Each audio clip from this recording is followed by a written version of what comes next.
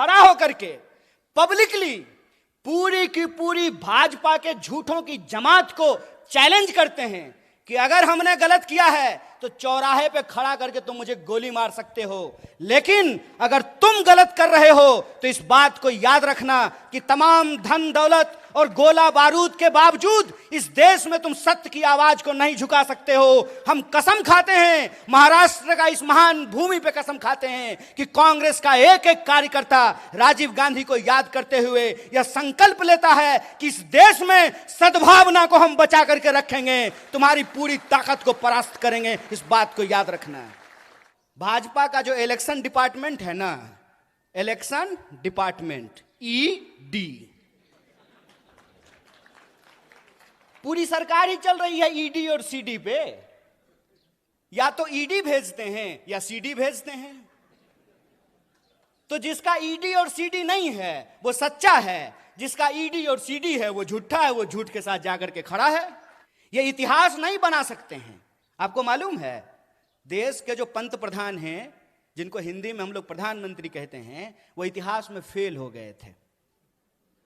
मैं मजाक नहीं कर रहा हूं, मैं झूठ नहीं बोलता हूं, क्योंकि मैं भाजपा में नहीं हूं, मैं सच बोल रहा हूं। वो इतिहास में फेल हो गए थे। इसीलिए ये इतिहास जब बना नहीं सकते हैं तो इतिहास को मिटाने की कोशिश कर रहे हैं। जो अपना मकान बना नहीं सकते, दूसरे की मकान पे अपना नाम लिख करके कहते हैं कि हमने इतिहास बनाया है। अरे साहब, आपने तो इंसान को इंसान नहीं बनाया है, आप इतिहास क्या बनाएंगे? झूठ के सहारे ये एक इमारत खड़ी करने की कोशिश कर रहे हैं। झूठ का सहारा लेकर के ये इतिहास को पलटने की कोशिश कर रहे हैं। क्यों? क्योंकि इनका इतिहास खराब है, क्योंकि इनका इतिहास इस देश के साथ गद्दारी करने का इतिहास है। इनका इतिहास इस देश के लोग जब अंग्रेजों के खिलाफ लड़ रहे थे तो उनके साथ चाय पर बैठ करके चर्चा करने का इतिहास है। इनका इतिहास अंग्रेजों की जासूसी करने का इतिहास है। इस बेईमानी को आप समझिए। धर्म अगर बचाना जरूरी है तो खाली हम क्यों बचाएंगे? स्मृति ईरानी की बेटी गोवा में रेस्टोरेंट खोलेगी नहीं, और हम लोग मोटरसाइकिल लेकर के अपना तेल भरवा करके जय श्री राम। अरे राम जी जिंदाबाद हैं, जय जय है श्री राम का। कल भी था, आज भी है, आगे भी रहेगा। ये नया फैशन कैसे शुरू हुआ है? ये खेला क्या है? इस खेला को हमको समझना पड़ेगा। राहुल गांधी जी को भी अमेठी में जाकर के चुनाव लड़ना पड़ेगा। बोलिए, लड़ना पड़ेगा ना? कि अगर भाजपा कहती है कि राहुल गांधी जी का सांसद बनना परिवारवाद है, तो अमित शाह का जो बेटा है, देखें उसका मुंह, उसका मुंह देखें अजय शाह का है? उसका बीसीसीआई का सेक्रेटरी बनना परिवारवाद है कि नहीं है? और ज्योतिरादित्य सिंधिया जब यूपीए में मंत्री थे, उनके पिताजी भी मंत्री थे, माधवराव सिंधिया। तो जब तक वो कांग्रेस में थे तब तक परिवारवाद था, और जो ही मोदी जी के बगल में जाकर के बैठ गए हैं तो ताली बजा रहे हैं। आहा हा हा हा, उनकी सूरत देख रहे हैं। इतना मूर्ख हैं हम लोग, इतना मूर्ख बनाएंगे ये हमको कि हमारी पार्टी में परिवारवाद है। जो ही आप आरएसएस में शामिल हो जाइएगा तो वो संघ परिवारवाद हो जाता है। अगर परिवारवाद गलत है चचा, तो संघ परिवारवाद भी गलत है। ऐसा नहीं होगा कि हमारे लिए परिवारवाद गलत है और आपके लिए परिवारवाद सही हो जाएगा।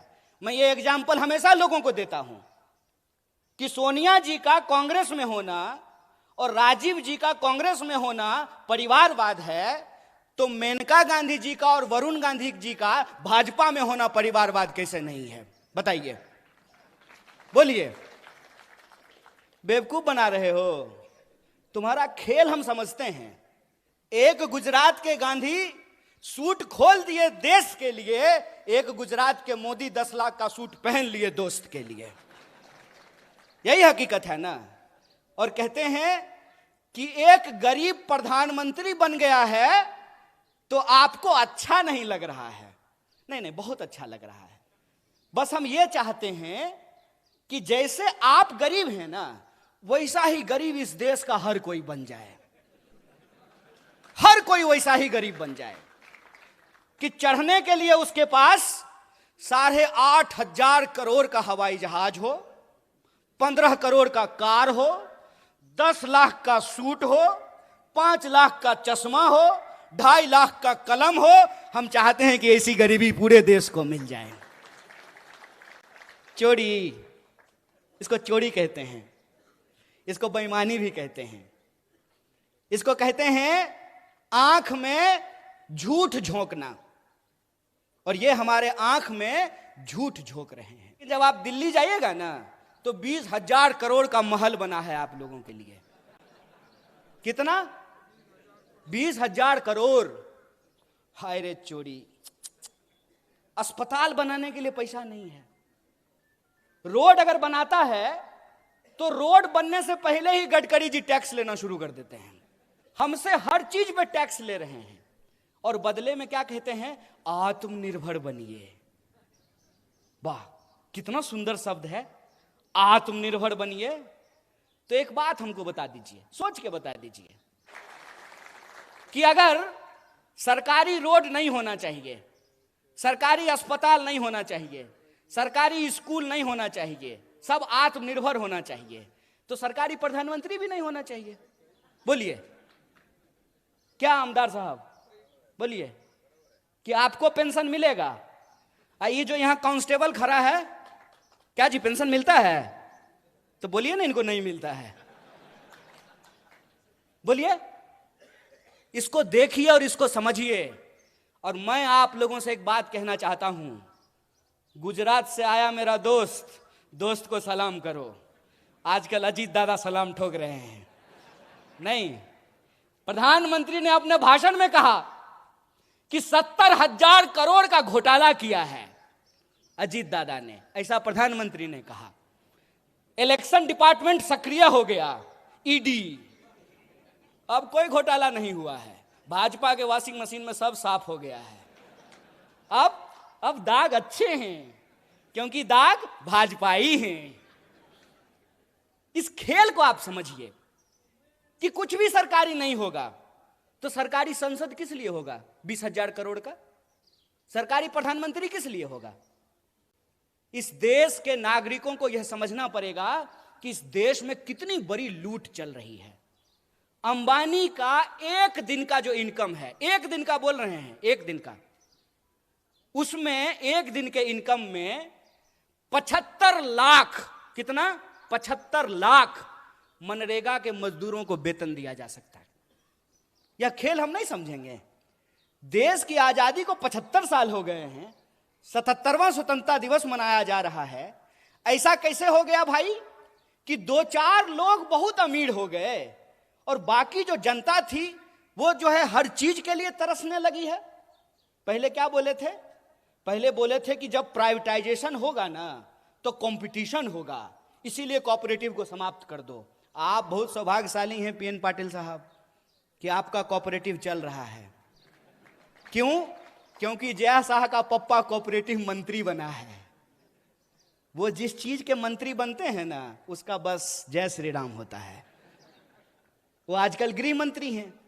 गृह मंत्री का काम है देश की कानून व्यवस्था को सुरक्षित रखना। मणिपुर में कानून व्यवस्था सुरक्षित था, आप लोगों ने देखा कि नहीं देखा? पुलिस थानों पे हमले हुए, हथियार लूट लिए गए, गोली लूट लिया गया, महिलाओं को निर्वस्त्र करके घुमाया गया। क्यों? क्योंकि गृह मंत्री जी अपनी ड्यूटी पे लगे हुए थे। प्रधानमंत्री 22-22 घंटा काम करते हैं, तब जाकर के देश की यह हालत पहुंची है कि इस देश में 5.5 लाख इंजीनियर हर साल पैदा होते हैं और 1.5 लाख लोगों को भी नौकरी नहीं मिलती है। इसीलिए मैं जो बोलता हूं तथ्य और प्रमाण के साथ बोलता हूं। मैं आपके सामने बोल रहा हूं। प्रधानमंत्री जी ने कहा कि 2022 तक सबको पक्का मकान मिल जाएगा। मिल गया कि नहीं मिल गया? नहीं मिला तो मतलब प्रधानमंत्री झूठ बोल रहे हैं क्या? या तो आप लोग झूठ बोल रहे हैं या प्रधानमंत्री झूठ बोल रहे हैं? कौन झूठ बोल रहा है?